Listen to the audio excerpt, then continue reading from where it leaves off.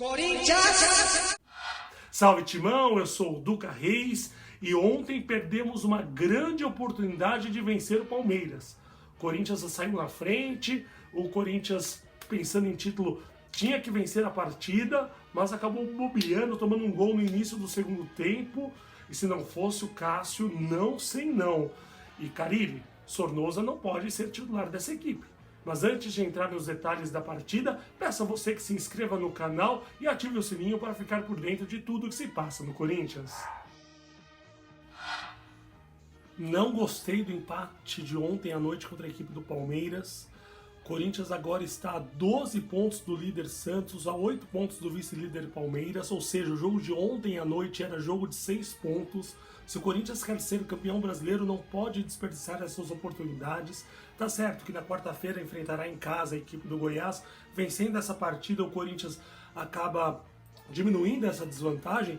Mas se o Corinthians quer ser campeão brasileiro, o Corinthians tem que fazer pontos em Itaquera. O Corinthians, em 6 partidas na Arena Corinthians, venceu 3 e empatou 3. Empatou 3 partidas contra equipes fortes como Grêmio, Flamengo e Palmeiras. O Corinthians, se quiser ser campeão brasileiro, precisa ganhar todos os jogos em casa, sobretudo contra essas equipes que o Corinthians está disputando o título. Então foi um resultado muito ruim, ainda mais que o Corinthians fez um gol logo no início da partida. O Corinthians jogando com o estádio lotado, 43 mil torcedores, é para segurar o resultado. Não pode jamais tomar o gol que tomou e tomar o sufoco que tomou no final da partida. O outro motivo que me deixou bastante chateado, que ontem o Corinthians desperdiçou uma oportunidade de ouro de ultrapassar a equipe do Palmeiras no confronto direto do derby. Na história do derby, cada equipe já venceu 127 jogos e o Corinthians não assume essa liderança histórica desde 1966, ou seja, há 53 anos o Corinthians não lidera o derby. E eu acho que o Corinthians ontem tinha tudo para assumir essa liderança, bobeou, desperdiçou e agora somente no segundo turno o Corinthians terá a chance de assumir a liderança. Na partida de ontem, gostei do Cássio, gostei do Fagner, do Manuel, do Pedrinho e do Cleison. Para mim, foram os pontos positivos do Corinthians. Pontos negativos: Sornosa, Wagner Love e Fábio Carille. Primeiro vou falar dos pontos positivos. Cássio, sensacional, espetacular como sempre, um dos maiores, se não o maior goleiro da história do Corinthians, jogador que sempre cresce nos clássicos, sempre cresce nos jogos grandes, é um goleiro sensacional e se não fosse ele, eu acho que o Corinthians teria perdido a partida, sobretudo no segundo tempo. O Palmeiras a todo momento nos contra-ataques, saindo cara a cara com um gol corintiano. O Daverson, no último lance da partida, cabeceou no ângulo. O Cássio, não sei como conseguiu essa defesa. No primeiro tempo ele também tinha feito um milagre logo no início da partida, quando o jogo ainda estava 0-0. Realmente o Cássio, o melhor jogador em campo. Manuel, destaque para o Manuel em relação aos clássicos. O Manuel sempre marcando gols nos clássicos. Já tinha feito um gol contra o São Paulo no Paulistão, na primeira fase, um gol de cabeça também na Arena Corinthians. Na Arena Corinthians também, na semifinal contra a equipe do Santos, ele também marcou um gol de cabeça e ontem acabou marcando contra o Palmeiras. Era somente a equipe alviverde que faltava na galeria dos gols do Manuel nos grandes clássicos. Agora os pontos negativos, como eu já disse, o Sornosa. Acho que o Sornosa, não entendo sinceramente a presença do Sornosa no time titular. Tudo bem, na bola parada ele continua muito eficiente. Ontem ele que deu assistência para o gol do Manuel. Foi a 11ª assistência do Sornosa, mas ele não aparece em campo. Impressionante, o Sornosa, com a bola rolando, ele acaba sendo pouco produtivo. Aliás, eu vi o Sornosa em campo no gol do Felipe Melo. Se você observar bem, tá certo, o Wagner Love acaba errando o cruzamento, no cruzamento do Marcos Rocha, o Wagner Love erra a cabeçada, a bola sobra pro Daverson, e o Daverson acaba cruzando para o Felipe Melo. Se você observar bem o lance, o Sornosa está marcando o Felipe Melo. De repente o Sornosa para, o Felipe Melo vem livre, toma a impulsão, cabeceia e marca o gol de empate. Se o Sornosa está lá, eu não peço para o Sornosa ganhar a bola de cabeça do Felipe Melo, mas só a presença do Sornosa ali junto com o Felipe Melo não daria a chance do Felipe Melo ganhar a impulsão para marcar o gol do empate. E lembrando que o Sornosa já tinha falhado em lances parecidos contra a equipe do Flamengo na Copa do Brasil e no Campeonato Brasileiro. Na Copa do Brasil, o gol do William Arão fez com que o Corinthians perdesse em casa e se complicasse e consequentemente foi eliminado na Copa do Brasil, e no Campeonato Brasileiro contra o Flamengo, no finalzinho, acabou tomando um gol de cabeça do Gabigol, porque o Sornosa falhou no lance que o William Arão também, conseguiu ganhar de cabeça dele, cabeceou, e o Gabigol acabou marcando o gol no rebote. Ou seja, o Sornosa vem falhando nesses lances. E o Fábio Carille tem que ficar esperto quanto a isso. E eu, sinceramente, depois da boa exibição do Matheus Vital contra o Fortaleza e depois da boa exibição do Matheus Vital contra o Montevideo Wanderers, eu, sinceramente, achava que o Matheus Vital entraria jogando. E quando ele entrou no segundo tempo, embora o Corinthians estivesse jogando mal, numa posição complicada no jogo, o Matheus Vital apareceu mais que o Sornosa, foi para cima, tentou algumas jogadas individuais, ganhou algumas divididas. Para mim, acho que o Matheus Vital tem que ser titular dessa equipe do Corinthians. E o Wagner Love é outro jogador que também a gente precisa conversar. É um jogador que eu gosto bastante, o jogador está aí na história do Corinthians, acabou fazendo o gol da final gol do título do Campeonato Brasileiro de 2015, fez o gol do título do Campeonato Paulista de 2019. É um jogador que na última quinta-feira acabou fazendo os 2 gols da vitória contra a equipe do Montevideo Wanderers.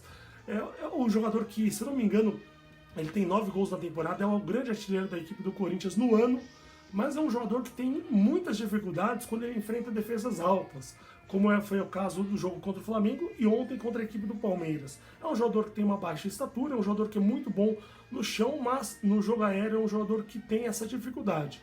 E o Corinthians, no segundo tempo, tentou muitos cruzamentos na área, sabendo que o Wagner Love não iria ganhar esses cruzamentos. E aí eu me pergunto, por que o Fábio Carille não colocou o Bocelli ou o Gustavo? O Gustavo até entendo, tá voltando agora de contusão, mas o argentino que se especializou na bola aérea, jogando no Estudiantes da Argentina, jogando no futebol mexicano, está sendo muito mal aproveitado na equipe do Corinthians e poderia muito bem ter entrado no decorrer do jogo. Seria uma substituição muito mais inteligente do que ele fez, colocando o Matheus Jesus, do que o Fábio Carille fez, colocando o Matheus Jesus no lugar do Gabriel. Ele gastou uma substituição sacando o Gabriel, colocou o Matheus Jesus para botar o time mais na frente, só que o Corinthians se abriu demais, tomou vários contra-ataques, quase tomou o gol da virada. E lá na frente o Corinthians abusava do jogo aéreo e o Wagner Love perdendo todas as bolas. Então acho que o Carille desperdiçou essa alteração, deveria ter colocado o Bocelli no lugar do Love e não o Matheus Jesus no lugar do Gabriel. Agora o Corinthians não dá mais para chorar no leite derramado, tem que correr atrás do prejuízo, tem que vencer o Goiás quarta-feira na Arena Corinthians. Vencendo, o Corinthians pulará para o 5º lugar. E aí, vamos ver se o Corinthians vai brigar pelo título ou só vai ficar pensando numa vaga na Libertadores. E parabéns para as meninas do Timão, que ontem à tarde na Fazendinha venceram a equipe do Vitória por 2-1, em jogo válido pela 15ª e última rodada da primeira fase do Campeonato Brasileiro de Futebol Feminino. Os gols do Timão foram marcados pela Gabi Zanotti, pela Milene, que aliás é a artilheira do Campeonato Brasileiro de Futebol Feminino com 16 gols. O jogo foi bem legal, bem importante, porque a Érica, zagueira convocada para a Copa do Mundo, acabou não jogando a Copa, foi cortada por causa de uma lesão que deixou ela afastada por 3 meses, e a Érica acabou voltando aos gramados na tarde de ontem. O Corinthians terminou a primeira fase do Campeonato Brasileiro na liderança isolada, 5 pontos à frente do vice-líder Santos, e agora pega na próxima fase a equipe do São José. O São José que terminou em 8º lugar no Campeonato Brasileiro, jogo válido pelas quartas de final. A CBF ainda não definiu as datas. O Corinthians fez uma campanha excepcional, em 15 jogos foram 14 vitórias e apenas uma derrota. O Corinthians marcou incríveis 52 gols, uma média de 3,46 gols e tomou apenas 5 gols. O time do Corinthians, lembrando que por diversas oportunidades acabou jogando desfalcada das jogadoras convocadas para a seleção brasileira.